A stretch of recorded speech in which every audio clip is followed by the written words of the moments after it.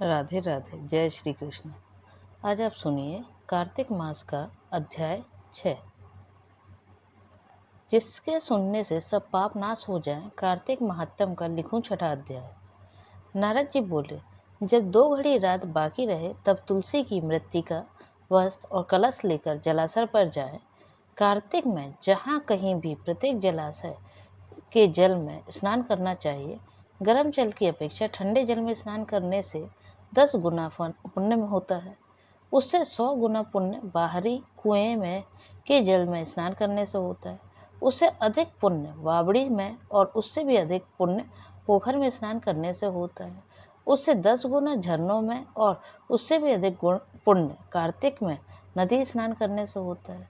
उससे भी 10 गुना पुण्य वहाँ होता है जहाँ 2 नदियों का संगम हो, और यदि कहीं 3 नदियों का संगम हो तब तो पुण्य की कोई सीमा ही नहीं। स्नान से पहले भगवान का ध्यान करके स्नानार्थ संकल्प करना चाहिए। फिर तीर्थ में उपस्थित देवताओं को क्रमशः अर्घ, आचमनीय आदि देना चाहिए। अर्घ मंत्र इस प्रकार है। हे कमलनाथ, आपको नमस्कार है। हे जलसाई भगवान, आपको प्रणाम है। हे ऋषिकेश, आपको नमस्कार है। मेरे दिए अर्घ को आप ग्रहण करें। वैकुंठ, प्रयाग तथा बद्री का आश्रम में जहाँ कहीं भगवान विष्णु गए वहाँ उन्होंने 3 प्रकार से अपना पांव रखा था। वहाँ पर ऋषि वेद यज्ञों सहित सभी देवता मेरी रक्षा करते रहें। हे जनार्दन, हे दामोदर, हे देवेश, आपको प्रसन्न करने हेतु मैं कार्तिक मास में विधि विधान से ब्रह्म मुहूर्त में स्नान कर रहा हूँ। आपकी कृपा से मेरे सभी पापों का नाश हो।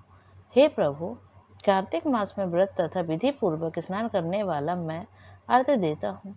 आप राशि का सहित ग्रहण करें। हे कृष्ण, हे बलशाली राक्षसों का संहार करने वाले भगवान, हे पापों का नाश करने वाले, कार्तिक मास में प्रतिदिन दिए हुए मेरे इस अर्घ द्वारा कार्तिक स्नान का व्रत करने वाला फल मुझे प्राप्त हो।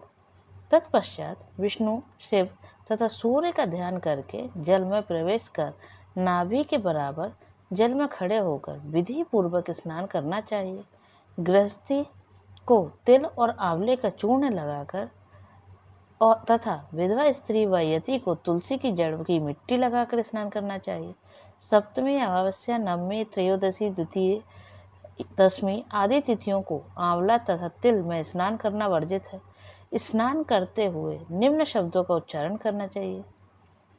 जिस भक्तिभाव से भगवान ने देवताओं के कार्य के लिए 3 प्रकार का रूप धारण किया था, वही पापों का नाश करने वाले भगवान विष्णु अपनी कृपा से मुझे पवित्र बनाए।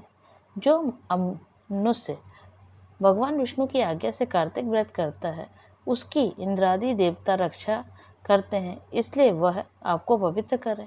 बीजों, रहस्यों तथा यज्ञों सहित वेदों के मंत्र, कश्यप आदि ऋषि, इंद्रादि देवता मुझे पवित्र करें। अदिति आदि सभी नारियां, यज्ञ सिद्ध सर्प और समस्त औषधियों व तीनों लोकों के पहाड़ मुझे पवित्र करें। इस प्रकार कहकर स्नान करने के बाद मनुष्य को हाथ में पवित्री धारण करके देवता, ऋषि, मनुष्यों और पितरों का विधि पूर्वक तर्पण करना चाहिए। तर्पण करने के समय तर्पण में जितने तिल रहते हैं उतने वर्ष प्रयत्न व्रती के पितृगण स्वर्ग में वास करते हैं। उसके बाद व्रती को जल से निकालकर शुद्ध वस्त्र धारण करने चाहिए। सभी तीर्थों के सारे कार्यों से निवृत्त होकर पुनः भगवान विष्णु की पूजा करनी चाहिए। सभी तीर्थों के सारे देवताओं का स्मरण करके भक्ति पूर्वक सावधान होकर चंदन, फूल और फलों के साथ भगवान विष्णु को फिर से अर्घ देना चाहिए। अर्घ के मंत्र का इस प्रकार है। मैंने पवित्र कार्तिक मास में स्नान किया है। हे विष्णु, राधा के साथ आप मेरे दिए अर्घ को ग्रहण करें। तत्पश्चात चंदन, फूल और तांबुल आदि से वेद पाठी ब्राह्मणों का श्रद्धापूर्वक पूजन करें और बारंबार नमस्कार करें। ब्राह्मणों के दाएं पांव के में तीर्थों का वास होता है। मुंह में वेद और समस्त अंगों में देवताओं का वास होता है। अपने कल्याण की इच्छा रखने वाले मनुष्य को इनका ना तो अपमान करना चाहिए और ना ही इनका विरोध करना चाहिए। फिर एकाग्रचित होकर भगवान विष्णु की प्रिय तुलसी जी की पूजा करनी चाहिए। उनकी परिक्रमा करके उनको प्रणाम करना चाहिए। हे देवी, हे तुलसी, देवताओं ने ही प्राचीन काल से तुम्हारी निर्माण किया है और ऋषियों ने तुम्हारी पूजा की है। हे विष्णु प्रिय तुलसी, आपको नमस्कार है, आप मेरे समस्त पापों को नष्ट करो। इस प्रकार जो मनुष्य भक्तिपूर्वक कार्तिक व्रत का अनुष्ठान करते हैं वे संसार के सुखों को भोग करते हैं और करते हुए अंत में मोक्ष को प्राप्त होते हैं। जय श्री हरि विष्णु। राधे राधे।